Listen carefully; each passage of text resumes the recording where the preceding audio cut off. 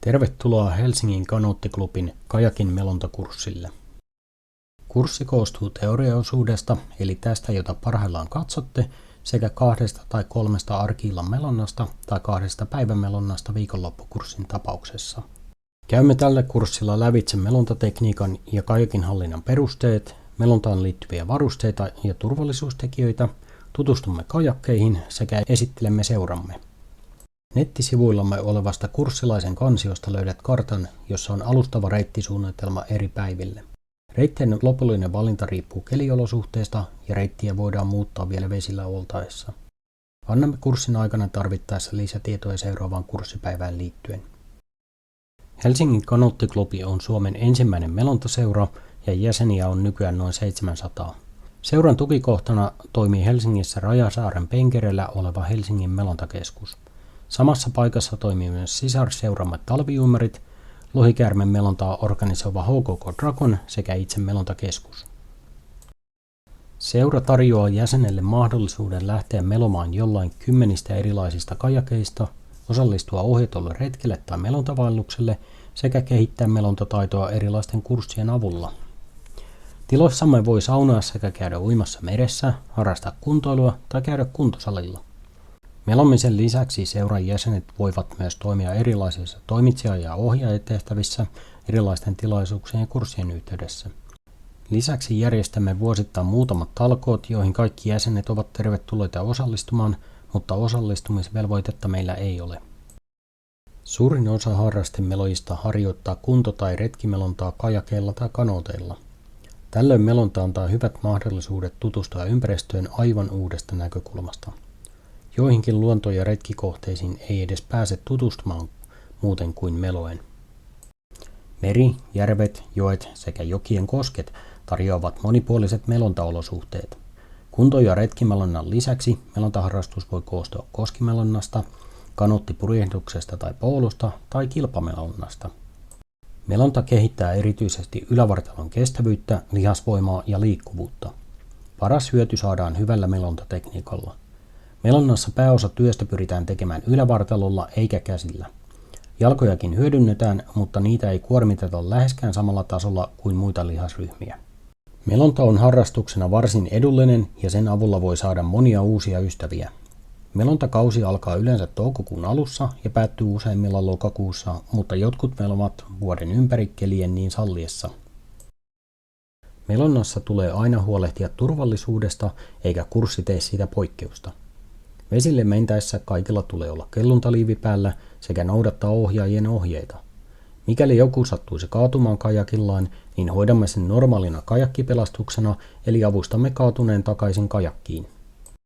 Kurssilla yksi ohjaaja meloo ryhmän loppupäässä huolehtien siitä, ettei kukaan jää jälkeen. Kurssilaisen tulee pysyä ryhmän mukana ja ryhmä meloo veneväylien ulkopuolella. Retken aikana saatamme ylittää veneväylän, mutta se tehdään ohjatusti ryhmänä. Kurssin mukana liikkuu turvavene ainakin ensimmäisenä melontapäivänä, mutta säätilan vaatiessa se on mukana muulloinkin. Seura noudattaa kuluttajaturvallisuuslakia, jota valvovat Tukes, kunnat ja ELY-keskus. Seuran toimintaa ohjaa oma turvallisuusasiakirja ja toimintakohtaiset turvallisuussuunnitelmat. Seuran vakuutus kattaa toiminnastamme aiheutuvat vahingot, mutta se ei kata kurssilaisen tapaturmaa tai varusteita. Merillä ja suurilla järvillä keliolosuhteet voivat muuttua kesken matkan ja vieraissa koskissa voi piillä monia yllätyksiä vedenpinnan alla. On tärkeää huomioida omat kyvyt eikä lähteä tai jatkaa melontaa yltiöpäisesti. Jos keli näyttää huonolta, rantaudu ja odota parempaa keliä. Vieraassa koskessa kannattaa koskeen tutustua etukäteen rannalla kävellen tai uittaa kajakkiköyden avulla, jos koski on liian vaativa. Suurin yksittäinen vaaratekijä melojalle on kylmä vesi.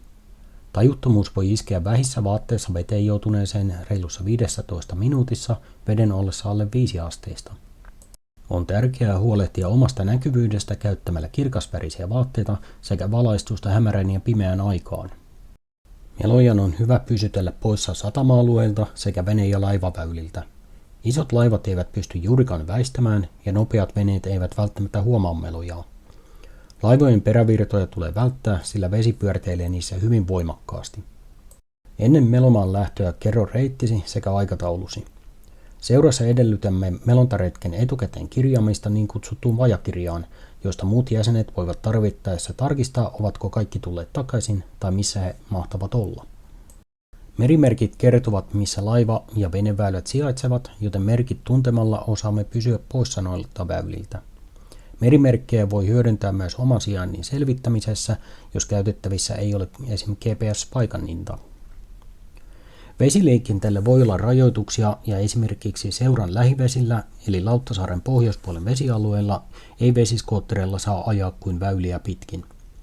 Kaikki vesillä liikkujat eivät kuitenkaan tätä tiedä tai siitä välitä, joten melojen tulee aina huomioida muut vesillä liikkujat.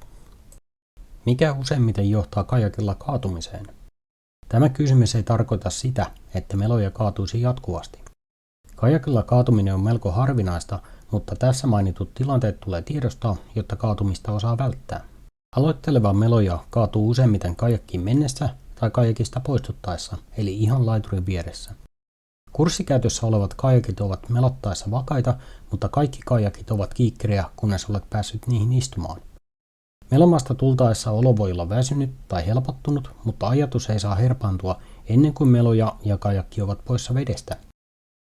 Muulloin kaatuminen voi johtua esimerkiksi siitä, ettei osata ottaa vastaan ison veneen aiheuttamaa peräaaltoa. Tai syynä voi olla valittu väline, joko liian kiikkerä kajakki tai melatyyppi, jonka erityispiirteitä ei tunneta. Syynä voi olla myös niin kutsuttu tyhjäveto, eli melan lapa ei osukaan veteen, vaan veto jää ilmaan. Tämä voi sattua melottaessa suuremmassa aallokossa. Mikäli taaksepäin katsottaessa kääntyy koko ylävartalo eikä painokeskipiste pysy paikoillaan, niin tällöin voi horjahtaa aivan samoin kuin esimerkiksi pyörällä ajettaessa. Myös olosuhteet voivat aiheuttaa kaatumisen, on sitten kyseessä murtuva tai ristiaallokko, myrsky, äkillinen tuulenpuuska tai kivet. Minimissään melojalla tulee aina olla uppoamaton kajakki tai kanootti, melo ja kelluntapukine. Uppoamattomuus voi olla toteutettu ilmasäkeillä, kellukkeilla tai osastoinnilla. Useimmiten tulee käyttää myös aukkopeitettä, mutta hyvällä säällä sen voi ottaa vain mukaan eikä laittaa päälle.